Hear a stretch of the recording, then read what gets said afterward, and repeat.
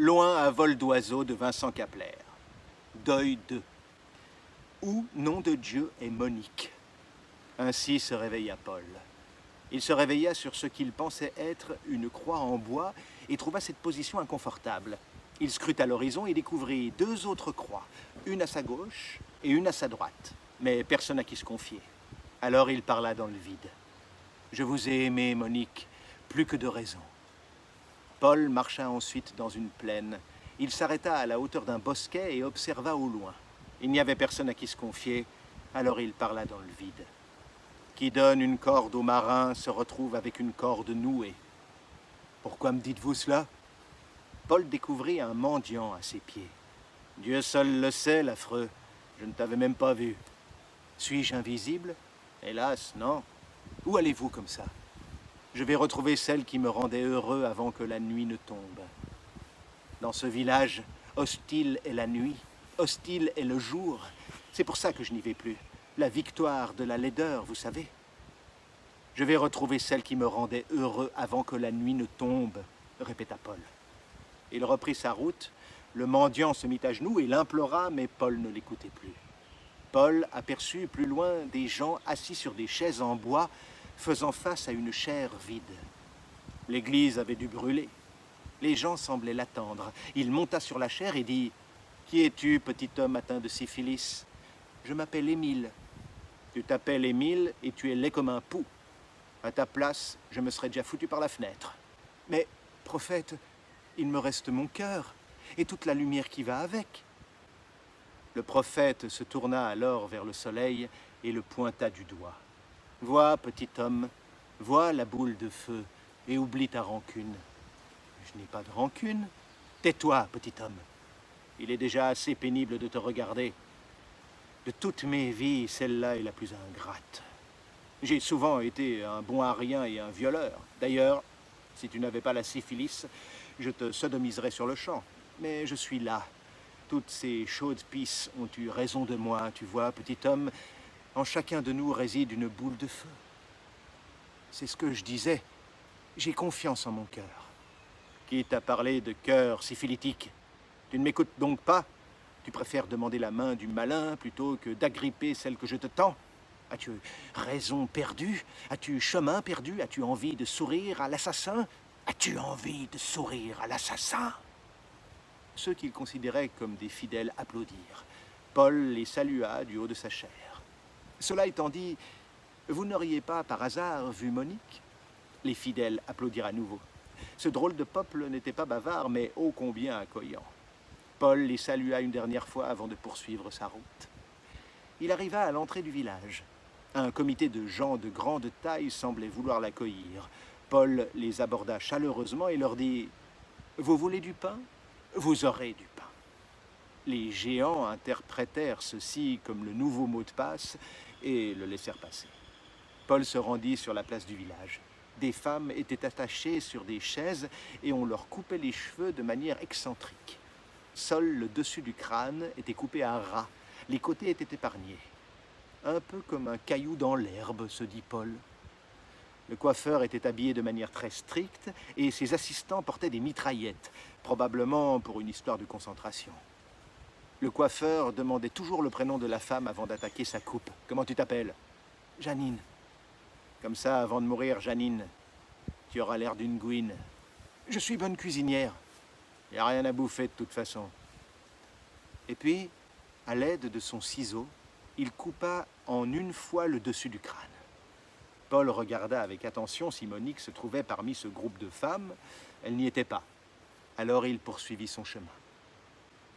Paul se rendit à l'appartement de Monique. Il frappa à la porte. Personne ne vint lui ouvrir.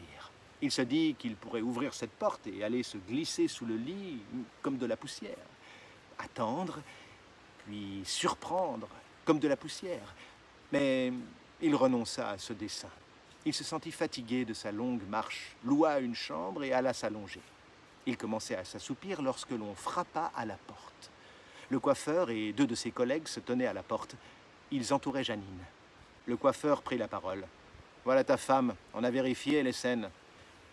Elle est ce qu'elle est, mais tu devras t'en contenter. Elle va t'aider pour démarrer et elle fera une bonne mère.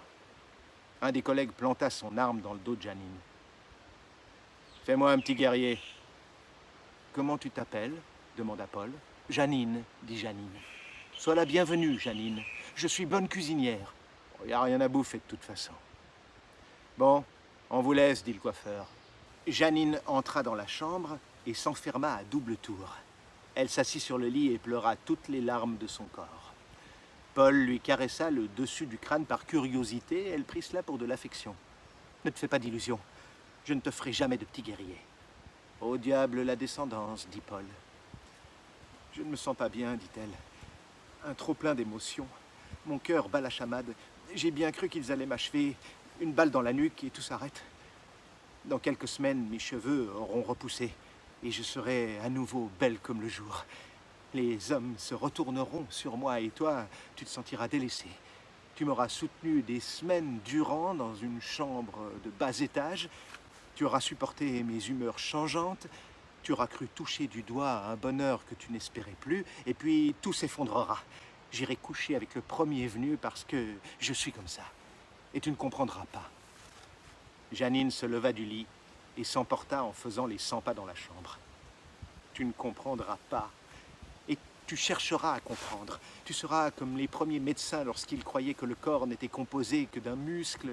Les premiers patients venaient se plaindre et disaient « Docteur, j'ai mal à le muscle. »« Au muscle », rectifiaient les premiers médecins, impuissants.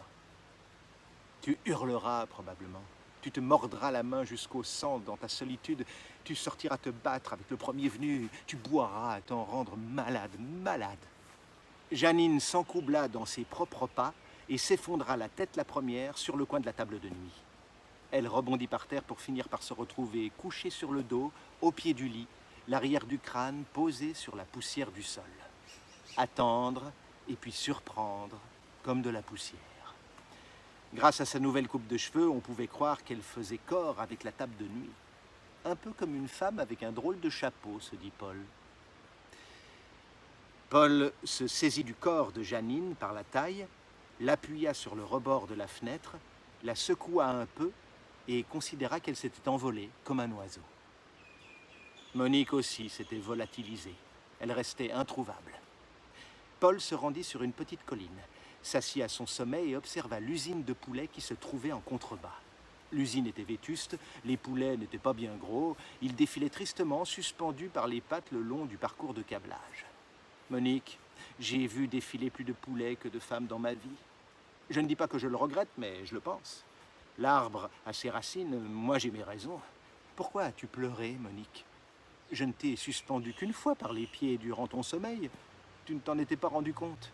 Tu avais tellement bu et puis tu avais ouvert les yeux et tu avais ri. Moi aussi, j'avais ri dans le doute. On ne sait jamais comment réagir dans ce genre de situation. Et puis tu as crié. Tu as crié si fort. J'ai été surpris.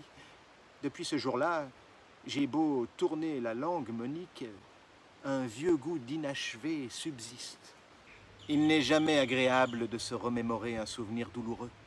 Paul se mordit la main jusqu'au sang dans sa solitude et s'allongea un peu comme un caillou dans l'herbe au sommet de la petite colline. Fin de Loin à vol d'oiseau de Vincent Capler.